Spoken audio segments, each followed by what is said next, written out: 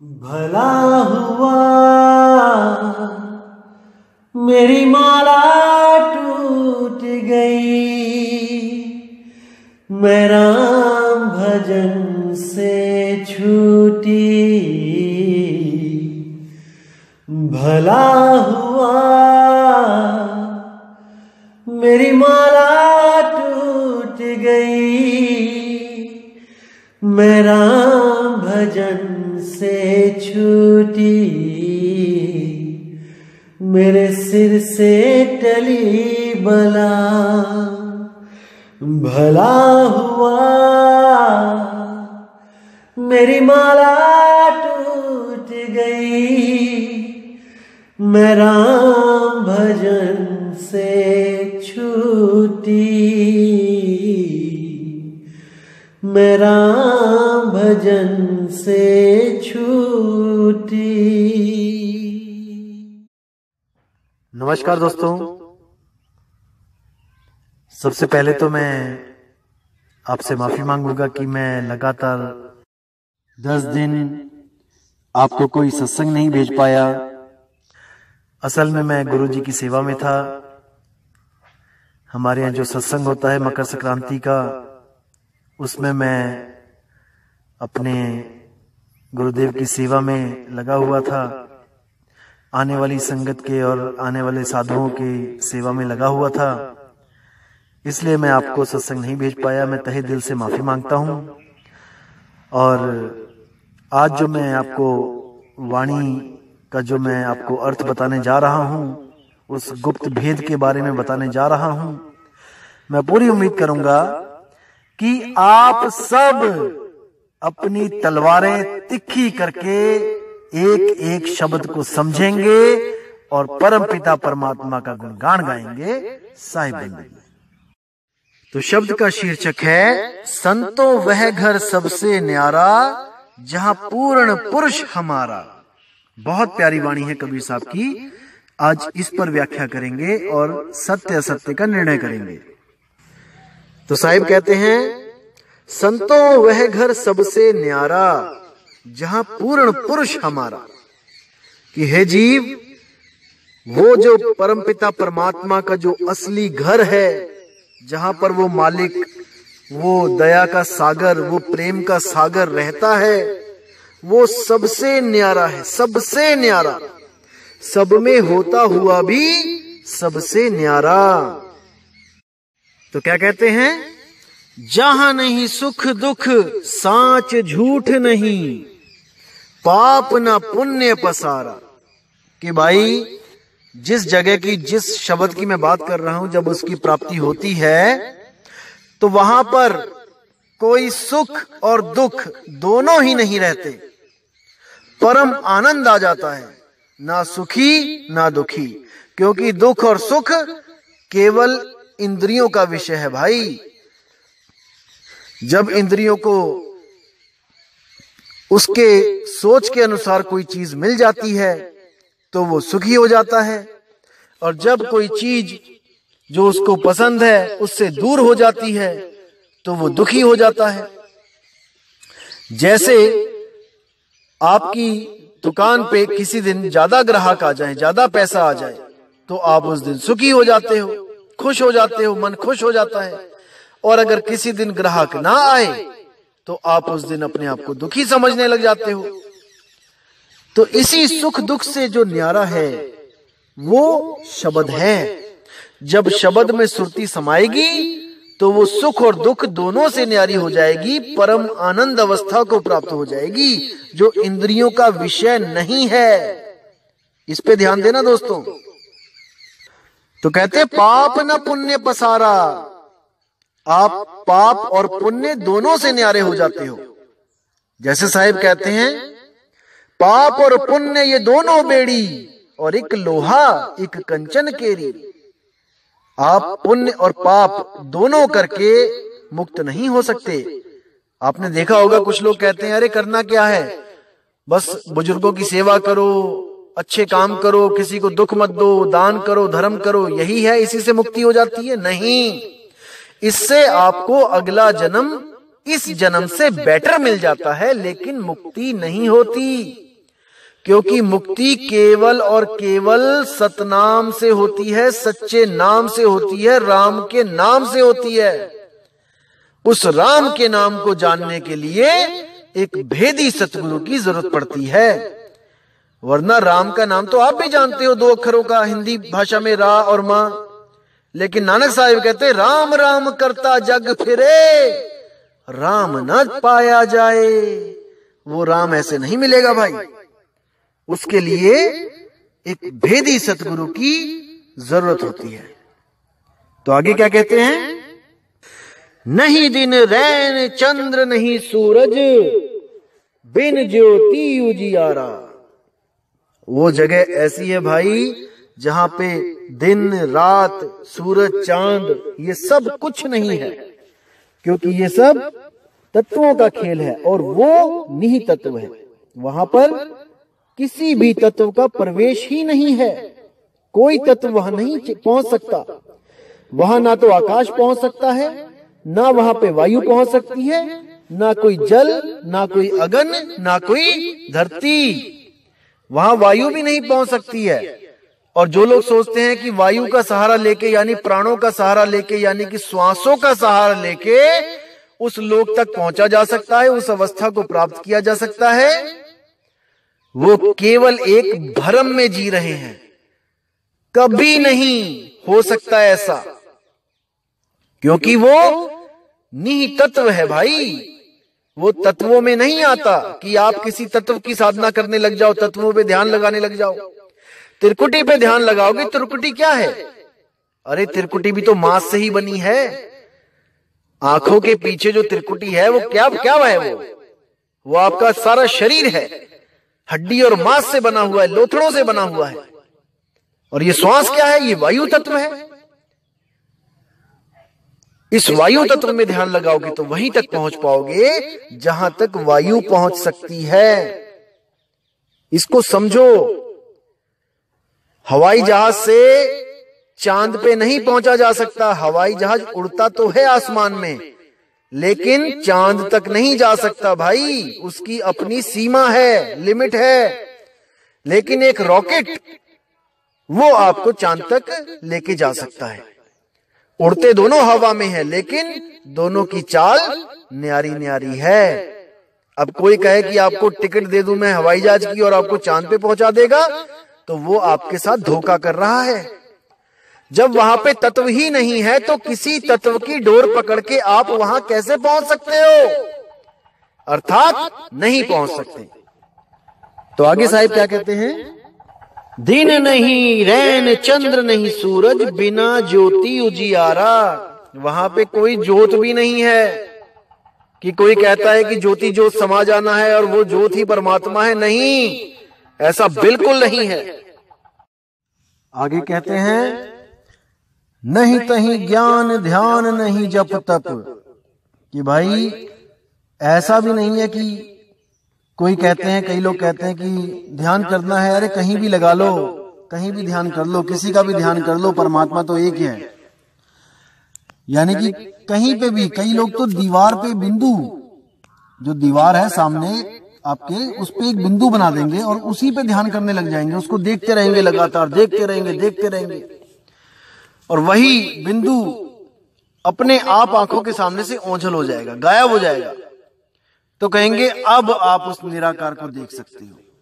देखिए भरम जाल, देखिए कई पंथ चल रहे हैं ऐसे, जो आपको अंधेरे में बैठा देंगे और दीवार पे एक छोटी सी एलईडी लाइट जला देंगे, जैसे लाल सा प्रकाश कर देंगे। अब उस प्रकाश को देखते रहो, बिंदु को देखते रहो, देखते रहो, देखते रहो, और देखते देखते देखते वो बिंदु गायब हो जाएगा।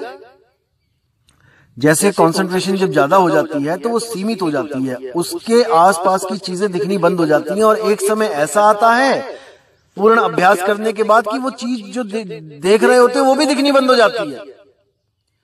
जैसे कंसंट्रेशन का विषय है, जैसे अर्जुन था, जब अर्जुन ने उस चिड़िया की आंख में निशाना साधा तो गुरु ने पूछा, अर्जुन तुम्हें क्या दिखाई दे रहा है? तो अर्जुन ने कहा, मुझे चिड़िया की आंख के सिवा कुछ दिखाई नहीं दे रहा।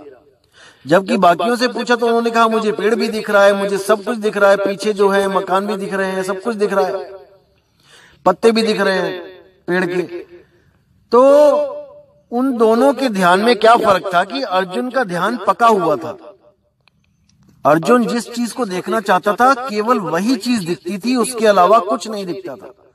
तो ये ध्यान पकाना कहते हैं इसको। तो साहिब कहते हैं नहीं वहां ज्ञान ध्यान नहीं। तो साहिब कहते हैं नहीं वहां ज्ञान ध्यान नहीं, जप तप वेद कतेब न बाणी। कि भाई उस जगह जब आपकी सुरती वहां रमेगी तो वहां पर कोई वेद कतेब कोई वाणी का ज्ञान कोई काम नहीं आएगा। वहां पर केवल आपकी 100% सुरती चाहिए।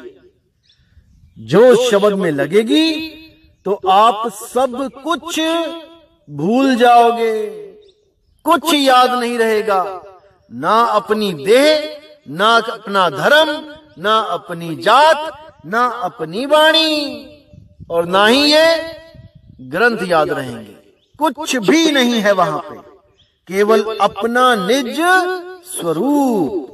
उसके अलावा सब जड़ माया ही तो है भाई। तो इसको समझो। आगे क्या कहते हैं, करनी धरनी रहनी गहनी ये सब वहां है रानी। कि भाई अगर वहां पर आप सोचते हो कि कोई करनी धरनी रहनी गहनी होगी, कि वहां किसी बिल्डिंगों में रहोगे या कुछ वहां काम करोगे या वहां कुछ खाओगे पियोगे, तो मेरे लिए ये हैरानी की बात है भाई। अगर ऐसी बात कोई गुरु करता है तो मैं हैरान होता हूं कि पता नहीं किस लोक में लेके जाएगा ये आपको। बिल्कुल सावधान हो जाओ ऐसे गुरुओं से जो आपको इस भ्रम में डालते हैं कि आप वहां जाके किसी घर में रहोगे, कोई सोने की सड़कें होंगी, कि वहां पे बूंदों की तरह आत्मा रहेगी, समुद्र में जैसे बूंदे रहती हैं। अरे नहीं भाई, ये सब घोर अज्ञान है। तो साहिब आगे क्या कहते हैं, धर नहीं अधर न बाहर भीतर पिंड ब्रह्मांड कछु नाही। वहां पहुंच के ना तो धर ना अधर, कहीं भी नहीं, और ना बाहर भीतर, ना अंदर ना बाहर, कहीं भी नहीं, और पिंड ब्रह्मांड कछु नाही। ना तो वहां कोई शरीर है, ना ही वहां कोई ऐसा आसमान है कि वहां सूरज चांद सितारे होंगे, वहां दिन और रात होगी। आप ड्यूटी पे जाओगे काम करने, आपके बच्चे इंतजार करेंगे घर में, आपके माँ बाप बैठे होंगे वहां पे। अरे भाई ये सब भरमजाल है, कुछ नहीं है वहां पे, केवल आपका निज स्वरूप, उसके अलावा कुछ नहीं, कुछ नहीं। अब आगे कहते हैं, 5 तत्व गुण 3 नहीं तहां साखी शब्द न ताही। वहां पर कोई 5 तत्वों नहीं, कोई सूरज चांद आकाश अग्नि वायु पृथ्वी नहीं, वायु भी नहीं। कोई सोचे कि हम वहां सांस लेंगे, अरे वहां सांस भी नहीं है भाई, बिना सांसों के जीवित रहोगे आप। स्वर्ग नरक ब्रह्मलोक सतलोक अलखलोक अगमलोक अनामी लोक अकह लोक, इन सब लोकों में आपको सांस लेनी पड़ती है, क्योंकि माया ने ये नकली बना रखे हैं।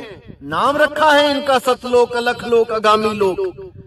ये जब मैं कर नैनो दीदार महल में प्यारा है, जब मैं पार्ट 2 और 3 बनाऊंगा तो आपको एक एक चीज समझ में आएगी कि इस माया ने क्या क्या जाल बना रखे हैं इस जीव को उलझाने के लिए।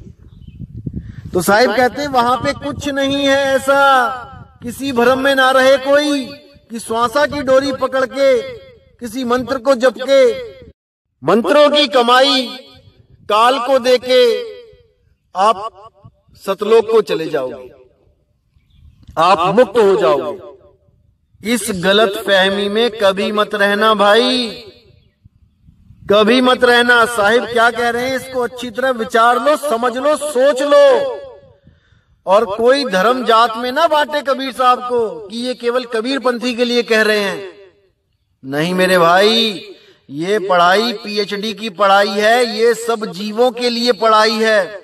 ये वो पढ़ाई है जहां जिसको 3 गुण यानी ब्रह्मा विष्णु महेश भी नहीं समझ पाए, वो भी भक्ति किए, तपस्या किए, लेकिन उनकी तपस्या भी अधूरी रही, क्योंकि सत्य शब्द, सच्चा नाम उनके पास भी नहीं था। उनके पास था लेकिन उसका भेद नहीं जान पाए। जैसे कस्तूरी तो सबके पास है, ऐसा कोई नहीं जिसके पास कस्तूरी नहीं, ऐसा कोई हिरण नहीं, लेकिन बिना भेद के भटकता ही फिरता है। इसी प्रकार तीनों देवता भी, ये त्रिदेवा भी भक्ति किए हैं। हिमालय पे जाके भोले शंकर ने भी भक्ति करी है, जबकि कहने में आ रहा है देवों के देव महादेव। अरे अगर आप ही देवों के देव महादेव हो तो आप किसकी भक्ति करते हो? ये सवाल हर इंसान के दिल में होता है कि भोले शंकर आखिर भक्ति किसकी कर रहे हैं। तो अगर आपने जानना है कि भोले शंकर किसकी भक्ति कर रहे हैं तो उनका एक ग्रंथ उठाओ, शिव स्वरोदय। उसमें पार्वती और शंकर जी की पूरी वार्तालाप है। जो सवाल आपके दिमाग में है कि शंकर जी किसकी भक्ति करते हैं, वही चीज पार्वती जी के दिमाग में आई कि हे प्रभु, मैंने हर जगह यही सुना है कि आप देवों के देव महादेव, आपसे बड़ा कोई नहीं, फिर आप किसकी भक्ति में लीन रहते हो? तब देखो वहां पे क्या लिखा है। वहां साफ लिखा है कि मैं उस निराकार ब्रह्म की भक्ति करता हूं जो इन 5 तत्वों का जनक है, जो इन 5 तत्वों में रमण करता है, जो इन 5 तत्वों से दुनिया को बनाता है, पालता है और उसका विनाश कर देता है। साफ लिखा है। और उसको प्राप्त करने की विधि भी बताई है कि साकार हकार, वहां पे साकार हकार लिखा है, सा से सो और हा से हंग। सकार यानी कि सो, हकार यानी कि हंग। गुप्त रूप में भेद दिया है वहां सोहंग का कि श्वास आती है तो सो, श्वास जाती है तो हंग। इसी सोहंग का जाप मैं अपनी समाधि में करता हूं, जिसको शून्य समाधि कहते हैं। मैं शून्य तक जाता हूं और वहां पर जाके मेरा देह अभिमान टूट जाता है और मैं वहां पे खुद को निराकार समझ के उसमें लीन रहता हूं। साफ लिखा है। लेकिन आगे का भेद भोले शंकर नहीं जान पाए कि भाई सरगुण निर्गुण दोनों से पारा वो क्या है। साहिब कहते हैं सरगुण निर्गुण दोनों से पारा और जानेगा कोई जाननहारा।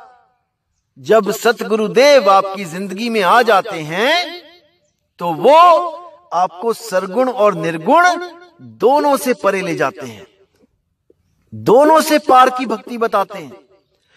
सरगुण मानो घड़ा एक शेप में और निर्गुण मानो मिट्टी। उस मिट्टी से चाहे आप घड़ा बना दो, उस मिट्टी से चाहे आप गुल्लक बना दो, उस मिट्टी से आप चाहे चकला बना दो, बेलन बना दो मिट्टी की, चिड़िया बना दो मिट्टी की। तो मिट्टी है निराकार और ये जो चीजें बनती हैं ये है साकार। इसी तरह ब्रह्म है निराकार, आकाश है निराकार, शून्य है निराकार, ये पोल है निराकार, ये दोनों हाथों के बीच में जो स्पेस है, गैप है, ये है निराकार। इसी निराकार से साकार प्रकट होते हैं और निराकार और साकार में कोई फर्क नहीं होता। केवल भ्रमवश हमें लगता है कि ये चीज साकार है और वो गैप निराकार है। असल में वो एक ही चीज है। जैसे पानी में कभी बर्फ जम के तैरने लग जाए तो हमें भ्रम होता है कि ये बर्फ पानी से भिन्न है। बर्फ अलग चीज है, पानी अलग चीज है, लेकिन ये केवल मायावत दिखाई और समझ में पड़ता है कि ये दोनों अलग हैं। जो तत्वज्ञानी है वो जानता है कि पानी और बर्फ एक ही चीज है, बस रूप अलग दिख रहे हैं। ये बर्फ भी पिघल के पानी ही बन जाएगी। इसी तरह जितने भी निराकारी हैं, जितने भी निराकार को मानते हैं, उन सबको ये ज्ञान होता है कि साकार की भक्ति नहीं करनी है। ये साकार एक दिन खत्म होके निराकार में ही समा जाएगा। जैसे ये शरीर साकार है, जब ये खत्म होगा तो इसकी जो मिट्टी तत्व है वो मिट्टी में समा जाएगा। इसमें जो वायु तत्व सांस है वो वायु में समा जाएगी। इसमें जो अग्नि टेम्परेचर है, जठर अग्नि है, वो अग्नि तत्व में समा जाएगी। इसमें जो पानी है, खून है, पसीना है, बूंद है, वो पानी तत्व में समा जाएगा। और इसका जो मन है, जो इसका वो निराकार मन इस निराकार आकाश तक समाएगा और उसके बाद दोबारा सृष्टि पैदा कर देगा, दोबारा साकार रूप धारण कर लेगा।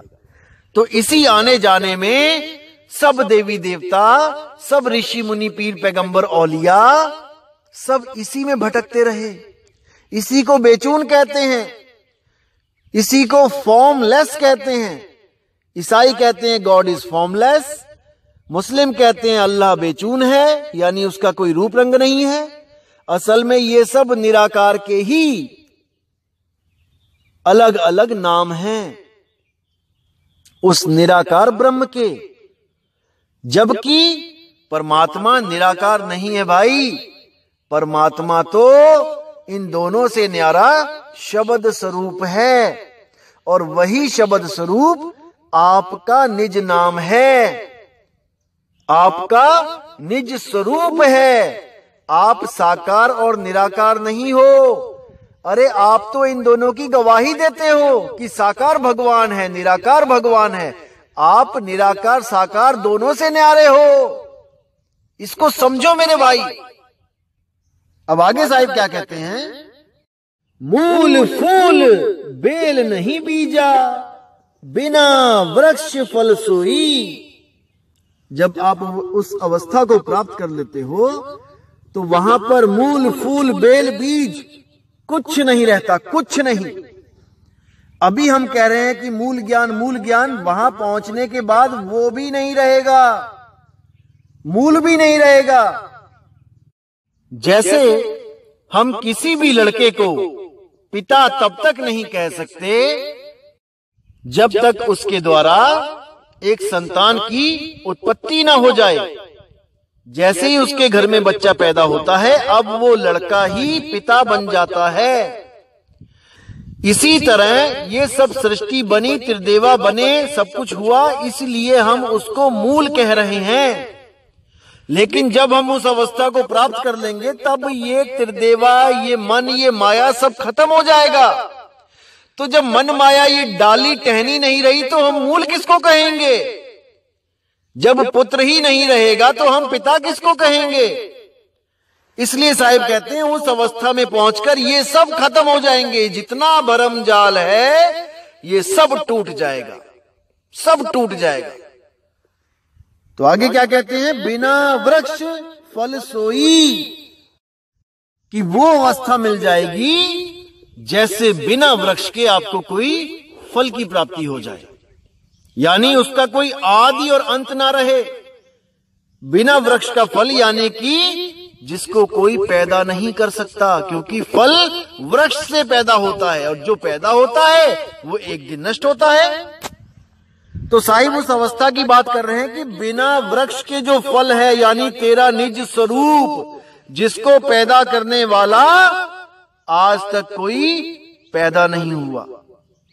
वो निज है, वो स्वरूप निज है, आदि है, अनंत है। उसको जन्म और मरण का कोई भय ही नहीं है। उस अवस्था को प्राप्त करना है मेरे भाई। आगे क्या कहते हैं?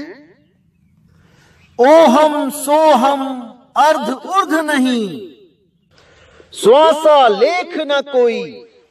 अब कितना क्लियर कर दिया यहां पे कि ओहम सोहम अर्ध ऊर्ध नहीं। ना तो कोई ओहम सोहम का जाप वहां पहुंचा सकता है और ना ही अर्ध ऊर्ध।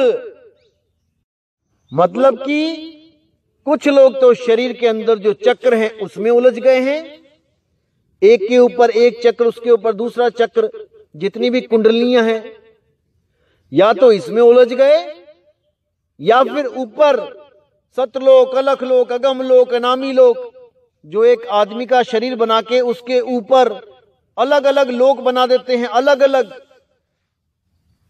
पौड़ियों की तरह। एक लोक, उसके ऊपर दूसरा लोक, तीसरा लोक, चौथा लोक, पांचवा लोक, छठा लोक, सातवां लोक, उसी सात को कह देते हैं सतलोक, यानी 7 लोग ऊपर जाओ। कुछ लोगों ने तो बिल्कुल ही हद कर दी है। एक और पंथ चल रहा है, नाम नहीं लूंगा, उन्होंने सतलोक भी फेल कर दिया, अलग लोग भी फेल कर दिया कि ये तो 6-7 लोग ऊपर हैं। लेकिन हमारा वाला कैवल्य लोक वो 33 मंजिल पे है, 33 लोग ऊपर है। आप गिनोगे जब उनके लोग तो पूरे 33 लोग हैं। मुझे एक भाई ने पूरा कॉन्फिडेंस में लेने की कोशिश करी कि नहीं भाई 33 लोग ऊपर जाना है। मैंने कहा क्या बात भाई, 33 में ही खत्म हो गए क्या? अरे 34, 35, 36, 37, 50, 100, 1000, लाख, करोड़ लोग बना देते। ईंट बजरी खत्म हो गई थी क्या? सीमेंट खत्म हो गया था क्या भाई? या दिहाड़ीदार नहीं मिल रहे थे, केवल 33 ही बना पाए? तो ऐसे ऐसे लोग मिलेंगे आपको भ्रमित करने वाले जिंदगी में, और आप गिनती के चक्कर में पड़ के जो ज्यादा लोग आपको दिखा देगा बना के एक कागज पे, आप सोचोगे कि नहीं शायद यही आगे लेके जाएगा हमें। अरे नहीं, अर्ध उर्ध, ना ऊपर ना नीचे, कहीं नहीं जाना है, क्योंकि ना कहीं जाना ना कहीं आना, आपे में आप समाना। इसी को मूल मंत्र समझ लो, इसी को निज मंत्र समझ लो भाई, और इसको मन में अच्छी तरह बैठा लो, तभी आपका कल्याण होगा। अन्यथा आप इन्हीं लोगों के चक्कर में हमेशा आते जाते रहोगे, आते जाते रहोगे, क्योंकि ये लोग एक दूसरे से कनेक्टेड हैं, पौड़ियों की तरह। एक पौड़ी छोड़ी दूसरी पौड़ी चढ़ गए, दूसरी पौड़ी छोड़ी तीसरी पौड़ी चढ़ गए, तीसरी छोड़ी चौथी चढ़ गए। ऐसे ही एक दिन आप उतर भी आओगे। लेकिन कबीर साहब का जो ज्ञान है वो विहंगम योग है। एक बार जब आपको उस अवस्था में पहुंचा दिया गया, अब वहां पर सारे भ्रम ही नष्ट हो जाते हैं। आप इस लोक को हमेशा के लिए भूल जाते हो, और जो आपने गलती करी है उसको आप सुधार लेते हो मेरे भाई। उसके बाद आपको कहीं आने जाने की जरूरत नहीं है। अपने निज स्वरूप, अपने निज नाम, अपने उस अखंड नाम में अपनी सुरती लगा के परमात्मा स्वरूप ही हो जाते हो। अब वहां पर काल नहीं आ सकता आपको भ्रमित करने। इसको समझो। तो साहिब आगे क्या कहते हैं? नहीं निर्गुण नहीं सरगुण भाई, नहीं सूक्ष्म स्थूला। कि भाई वहां निर्गुण सरगुण का भी कोई चक्कर नहीं है, और नहीं वहां कोई सूक्ष्म या स्थूल है कि मेरे शरीर की लाइट हो जाएगी 16 सूर्य की और परमात्मा की लाइट हो जाएगी अरबों खरबों करोड़ों सूरज की। ये सब भरम जाल है मेरे भाई, ऐसा कुछ नहीं है। ना वहां कोई सूक्ष्म और ना वहां कोई स्थूल, ना वहां कोई सूक्ष्म देह है, ना वहां कोई स्थूल देह है। इन देहों से न्यारे हो जाना है। तो आगे क्या कहते हैं? नहीं अक्षर नहीं अविगत भाई, ये सब जग की भूला। ना तो वहां पे कोई भाषा है कि वहां पर परमात्मा ने कुछ पुकारा, नाम पुकारे और वो बच्चे पैदा हो गए। देखो कितना बड़ा भ्रम है। साहिब ने ज्ञान रखा था उस ग्रंथों में, लेकिन पहेली के रूप में, और ये अज्ञानी गुरु, ये अधूरे गुरु उस पहेली को समझ ही नहीं पाए। जो अक्षर लिखे थे उसी को पकड़ पकड़ के आगे ज्ञान देने लगे। कहते हैं पहला अक्षर कुरुम पुकारा, यानी हिंदी का भाषा, हिंदी भाषा ये कुरुम, का में ऊ की मात्रा मां के ऊपर रहा कुरुम। अब देखो, कुरुम का मतलब क्या है? कछुआ। अब ऐसे भी गुरु आपको मिल जाएंगे जो कछुआ बना के बैठ गए सच में, क्योंकि वो पहली सुलझा नहीं पाए। समझो इसको, जो भी गुरु अपने जो कैलेंडर हैं, जो अपने जो ज्ञान जो छापते हैं अपने कैलेंडरों पे, अगर उस पे कछुआ बना है तो उससे बड़ा अज्ञानी गुरु कोई नहीं है, जिसने ये स्वयं साबित कर दिया कि परमात्मा ने ही पहले अक्षर में 84 लाख जूनियों का कछुआ पैदा कर दिया। सोचो इसको, समझो, क्योंकि वो गुरु अज्ञानी है। वो शब्द को पढ़ तो लिया लेकिन उसके भाव को नहीं समझ पाया, नहीं समझ पाया। जो भी गुरु कुरुम को कछुआ बनाने का घोषित कर दे, कछुआ बना दे, उस अज्ञानी गुरु को तत्काल त्याग दो। अरे जब वो कुरुम के स्वरूप को नहीं जान पाया तो वो आपके और अपने स्वरूप को क्या जानेगा? वो आपको 84 में धकेल देगा। समझो इसको, अभी मौका है, समझ जाओ। कोई गुरु अपने आप को अधूरा नहीं मानेगा भाई, क्योंकि उनका धंधा बन चुका है ये कबीर पंथ। लेकिन आप विवेकी हो, आप सत्य असत्य का निर्णय कर सकते हो। ये कछुआ वछुआ ये काल ने बनाए हैं, बहुत बाद में बनाए हैं। ये पहले अक्षर से कछुआ नहीं पैदा कर दिया परमात्मा ने। इसीलिए कबीर साहब ने ये ज्ञान पहेलियों के रूप में रखा गया, ताकि समय आने पर जब मेरा वो संदेश वाहक जब इस ज्ञान को समझाएगा तो दूध का दूध और पानी का पानी कर देगा। और जो विवेकी हंस जो मुझे प्यार करता है, जो सतगुरु कबीर साहब को प्यार करता है, वो इस मूल ज्ञान को समझ के अपने अधूरे गुरुओं को छोड़ के सत्य ज्ञान की तरफ उस तरह दौड़ा आएगा जैसे कोयल की मां की पुकार सुन के बच्चे उसकी तरफ दौड़े जाते हैं, जो रहते तो कौवे के घोंसले में हैं, लेकिन अपनी मां की पुकार को पहचान जाते हैं, पहचान जाते हैं। तो इस मूल ज्ञान को समझो मेरे भाई, और परमात्मा के उस निज स्वरूप को प्राप्त करने के लिए सतगुरु की खोज करो। शुरू कर दो उस गुरु को खोजना जो आपका निज स्वरूप आपको दे दे, ना कि कोई मंत्र पकड़ा दे, बिल्कुल नहीं। तो साहिब आगे क्या कहते हैं? नहीं अक्षर नहीं अविगत भाई, ये सब जग की भूला। अब यहां पे अविगत जो शब्द है, कुछ लोगों ने इसको क्या बना दिया कि सतलोक ही अविगत है। सतलोक से कबीर साहब आते हैं चल के, क्योंकि कबीर साहब का ज्ञान है पहेली ज्ञान, एक रहस्य ज्ञान, जो रहस्य केवल वही गुरु जान सकता है जो कबीर साहब के ज्ञान को पूरी तरह समझ चुका है, जिस पर सतगुरु कबीर साहब की मोहर लग चुकी है, जिसने ज्ञान स्वयं सतगुरु कबीर साहब से लिया है, वही इन रहस्यों को समझ सकता है। नहीं तो सब के सब केवल अक्षरों को पढ़ सकते हैं, क्योंकि वो पढ़े लिखे हैं। इससे ज्यादा उनकी बुद्धि नहीं चल सकती, नहीं चल सकती। बुद्धि विवेक तब चलेगा जब कोई विवेकी हंस जो कबीर साहिब के असली पंथ से जुड़ा हुआ है, जब वो दूध और पानी का निबेड़ा करेगा। अरे नीर छीर का करे निबेड़ा, और कहे कबीर सो हंस है मेरा। मेरा हंस वो नहीं है जो केवल कबीर साहब की फोटो लगा के बैठा है, धूप अगरबत्ती लगा रहा है, या कबीर साहब को एक देह मान के, दाढ़ी वाले बाबा जी, टोपी वाले कबीर जी मान के सोच रहा है कि वो मुझे मिलेंगे, मुझे नाम देंगे, मुक्ति हो जाएगी। अरे नहीं भाई, साहिब कहते हैं हम हैं शब्द शब्द हम माही, और शब्द से भिन्न और कछु नाही। जो मेरे स्वरूप को जानता है वो भली बात ही समझता है कि मैं ही शब्द हूं, और मैं वो शब्द हूं जो सतगुरु देव अपने शिष्य को देते हैं। मैं कोई मंत्र शब्द नहीं हूं कि किसी भाषा का मंत्र हूं मैं, नहीं, मैं एक वस्तु हूं। अरे वस्तु कहीं ढूंढे कहीं कैसे लागे हाथ, गुप्त वस्तु तब मिले भेदी लीजिए साथ। तो इसको समझना है मेरे भाई।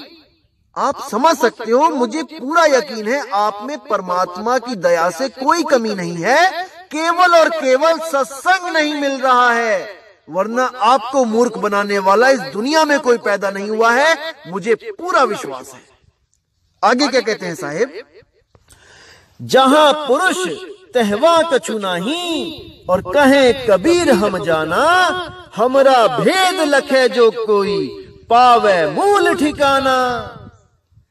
साहिब कहते हैं जहां पर पुरुष है, जहां वो निज रूप है, निज नाम है, अरे वहां कछु नहीं, वहां कुछ नहीं है, कुछ नहीं है।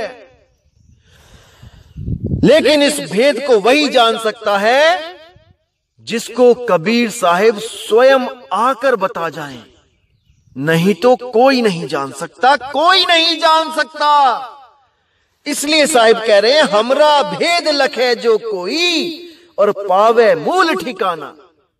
अरे आपका भेद कोई जान ही कैसे सकता है जब तक आप खुद नहीं बताओगे। अंधा आंख वाले को पकड़ ही नहीं सकता, इसीलिए आंख वाला दया करके अपनी बाह अंधे के हाथ में दे देता है और कहता है ले मेरी बाह पकड़ और चल मेरे साथ। इसीलिए कहता हूं भाई, नामदान लेने में कभी जल्दबाजी मत करो। कम से कम 2000 लोगों की मेल, मैसेजेस, फोन आते हैं कि हमें एड्रेस दे दो गुरुजी का। नहीं मेरे भाई, आपको एड्रेस अभी नहीं मिलेगा। अभी केवल और केवल इस मूल ज्ञान को पूरा मन लगा के समझो, अभी समझो इसको केवल, बाकी सब छोड़ो। कई लोग कहते हैं कि भाई ऐसा ना हो कि हम कहीं मर जाएं, कहीं काल हमें पहले ही झपट्टा मार ले गुरु से नाम लेने से पहले। मेरे दोस्त, मेरे भाई, आप अभी समझ ही नहीं पा रहे हो कि आप किसकी कक्षा में बैठे हो। उस परमात्मा की क्लास को अटेंड कर रहे हो आप। You are the student and he is the lecturer. और उसके स्टूडेंट का कोई बाल बाका कर जाए, ऐसा हो नहीं सकता मेरे दोस्त। आप बिल्कुल फिक्र मत करो, वो आपके अंग संग है। बिल्कुल मत इस भ्रम को अपने दिमाग में आने दो कि आपको कुछ हो जाएगा। कुछ नहीं हो सकता। आज तक हुआ सो हुआ। जिसने सच्चे मन से कबीर साहिब को, उनके मूल ज्ञान को अपने हृदय में बसा लिया, उसका कोई बाल बांका नहीं कर सकता, कोई बाल बांका नहीं कर सकता। आप बिल्कुल फिक्र मत करो। मैं आपका फोकस केवल और केवल मूल ज्ञान को समझने में लगाना चाहता हूं मेरे दोस्त। इसलिए मैं कहता हूं अभी भूल जाओ, एड्रेस भूल जाओ, मत पूछो, केवल ज्ञान को समझो। ज्ञान को समझना उतना ही जरूरी है जितना एक बच्चे को तैराकी समझना, तैराकी जानना जरूरी है पानी में कूदने से पहले। नाम लेने से पहले इस ज्ञान को समझना बहुत जरूरी है, क्योंकि नामदान के वक्त सुरती को 100% विश्वास होना चाहिए। अगर 99% भी है तो नाम लिया ना लिया बराबर रहेगा मेरे भाई। कोई फायदा नहीं नाम लेने का, क्योंकि साहिब कहते हैं कहें कबीर सुनो भाई साधो, मैं तो हूं विश्वास में। अगर आपको विश्वास होगा 100%, केवल तभी आना नाम लेने जब मैं आपको एड्रेस दूंगा। कोई जल्दबाजी मत करो, पहले इस मूल ज्ञान को अच्छी तरह दिल में बसा लो, ताकि 1% संशय ना रहे जो आज तक के अधूरे गुरुओं ने आपके दिमाग में जहर घोल रखा था। उस जहर को निकाल फेंको और इस अमृत वाणी को अपने हृदय में स्थान दो। उस मालिक की वाणी को मन में बसाओ और पूरा विश्वास करके आओ। आप सबका स्वागत होगा, सबका स्वागत होगा। तो दोस्तों, अब मैं विदा चाहूंगा और परमात्मा से हमेशा यही दुआ करूंगा कि आपका विवेक इतना बढ़ता जाए, इतना बढ़ता जाए कि इस दुनिया में कोई अधूरा गुरु आपको मूर्ख ना बना पाए, नहीं बना पाए। बहुत बन लिए, युगों युगों से बनते ही आ रहे हैं। अब नहीं, अब नहीं, अब नहीं। तो दोस्तों मुझे विदा करें। जय गुरु बंदी छोड़ वैराग साहिब जी की, जय गुरु बंदी छोड़ मदन साहिब जी की, जय जय बंदी छोड़ सतगुरु सत्य कबीर साहिब जी की सदा ही जय हो, सदा ही जय हो। साहिब बंदगी सतनाम। तो साहिब कहते हैं